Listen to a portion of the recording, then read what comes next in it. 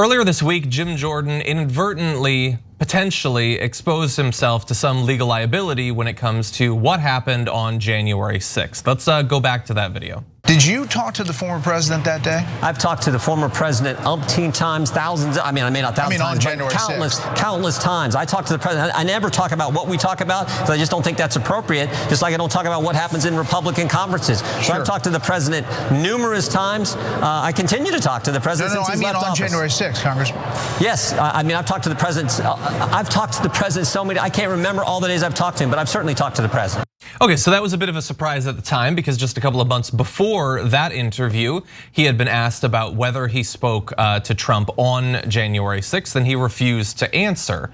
So fast forward to earlier this week and it seemed pretty clear, which thus begs the question what it was that they talked about.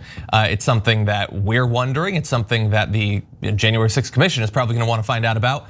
And he has of course been asked about that since then. Here's one of those instances. There's some confusion over what you told Bret Baier on Fox News on Tuesday night, so I want to clear it up. First off, yes or no, did you speak with President Trump on January 6th? Yeah, I mean, I spoke with the president last week. I speak with the president all the time. I spoke with him on January 6th. I mean, I talk with President Trump all the time, and that's I don't think that's unusual. I would expect members of Congress to talk with the president of the United States when they're trying to get done the things they told the voters in their district to do. I'm actually kind of amazed sometimes that people keep asking this. But of course, I talk to the president all the time. I talked with him, like I said, I talked with him last week. On January 6th, did you speak with him before, during, or after the Capitol was attacked? I'd have to go. I spoke with him that day after. I think after. I don't know if I spoke with him in the morning or not. I just don't know. I'd have to go back and. I mean, I don't know that when those conversations happened. But what I know is I spoke with him all the time. He's from a little bit. If only there were a way to go back and check the records of when phone calls actually happened. And look, him pretending, like every time you ask him, did you have a conversation on this day? Oh, sure, then, and other Thursdays, and every once in a while on a Sunday. No, we're talking about this day, and you know why we're talking about this day. You can't just say it's like any other day. That day was special for some very obvious reasons. And in particular, for him. He wasn't just some random congressman. I doubt most congressmen are randomly talking to the president on any given day, especially a day where he was pretty busy like that. Jim Jordan is the guy who, before that, 1 week before that, he apparently was brought up in a conversation we found out about today between Donald Trump and the acting Attorney General Rosen, where Trump cited him as a great fighter who was gonna help Trump take care of the election corruption.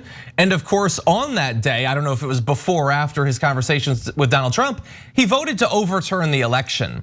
So he was not just some passive observer of this, and he might not have broken through a door, but he was just as involved as anyone attacking the Capitol in trying to nullify the effects of an election. And so what we just saw is his ever-evolving explanation for what happened, but it still leaves a lot remaining to be found out. And I am assuming the commission is gonna be curious about that.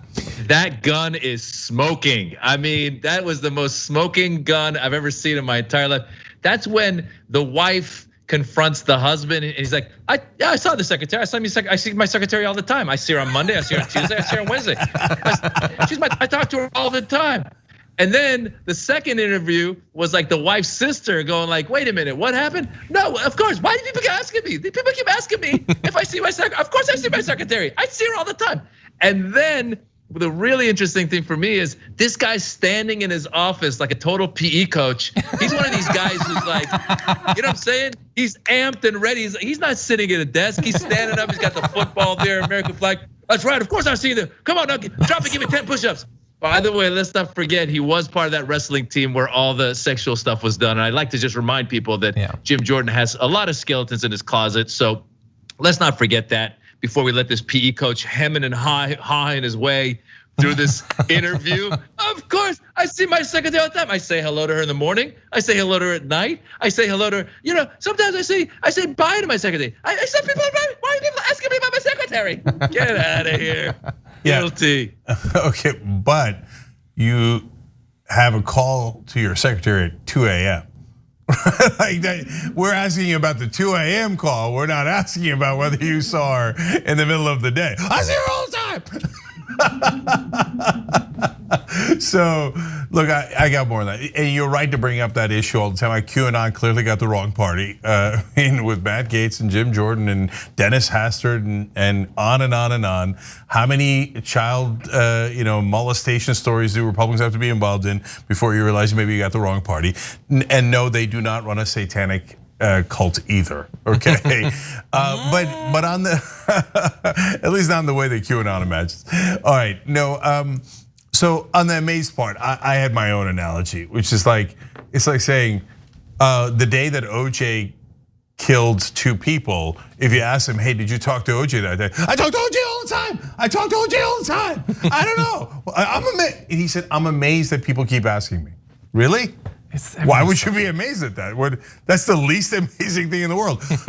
Like, there was like an incredibly historic event where the Capitol was breached by rioters looking to execute the vice president and the Speaker of the House. And a lot of people think the president is responsible for that. And you talked to him on that day. And you think it's amazing that people are asking you about that? I mean, the correct follow-up, which of course no reporter would have the courage to do, is, Representative Jordan, are you stupid? Because the one part of this that is not amazing is this question.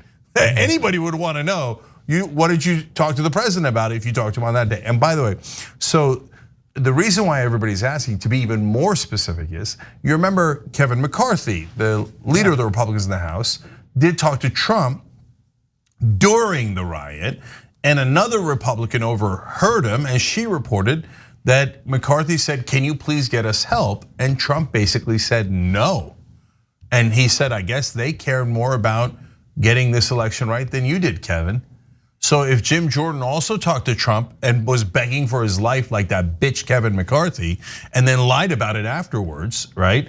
And if Trump also told him, hey, you're one of my best defenders, but I don't care, that's my vigilantes, and if they murder you and everyone else, I couldn't care less. That would be relevant. Yeah. Or maybe he said something else, but either way, it would certainly be relevant.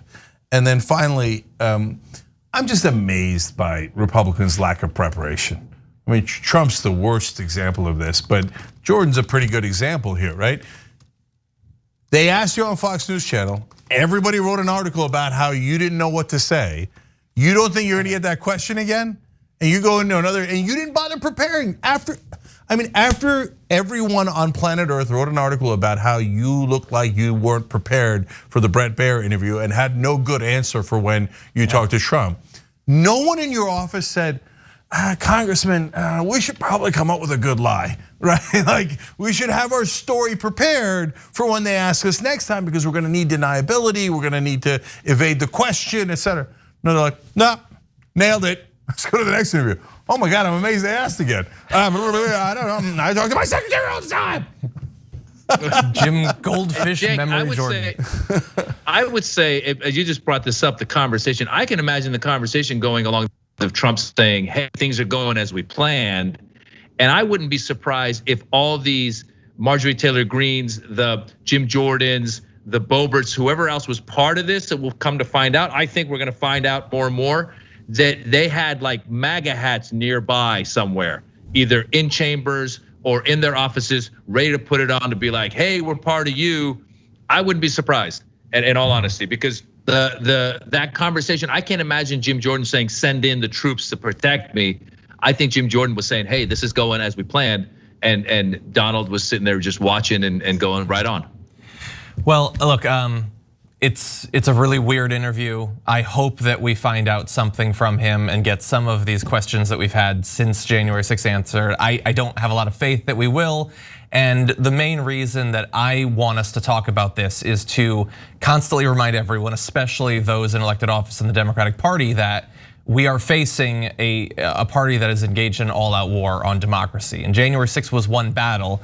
It's not even necessarily the most important one that's been waged. I mean, these state level assaults on voting rights have been far more substantive. And the only weapon we have to launch a counterattack with is something like the For the People Act. And so the Democrats could do that. They are thus far choosing not to. So whether we ever find out exactly what Jim Jordan said or not, the more important thing is actually responding in terms of legislation. And so far they haven't shown the stomach for doing that. Yeah, you're forcing me to say two last things. For the People Act is not really a weapon, it's a shield to allow everybody to vote that is eligible to vote, right? I'm really into Captain America. Shields can be weapons too. And the fact that the Democrats haven't passed it yet is political negligence. I mean, that's way too malpractice. It's insanity. It's insanity. I don't know. Should we let Republicans steal the next set of elections? Maybe. I don't know. I think the filibuster and the parliamentarian are more important. Epic incompetence. And my last point is, I talk to my secretary all the time. Thanks for watching the Young Turks. Really appreciate it. Another way to show support is through YouTube memberships. You'll get to interact with us more. There's live chat emojis, badges. You've got emojis of me, Anna, John, JR. So those are super fun. But you also get playback of our exclusive member-only shows and specials right after they air. So all of that, all you gotta do is click that join button right underneath the video. Thank you.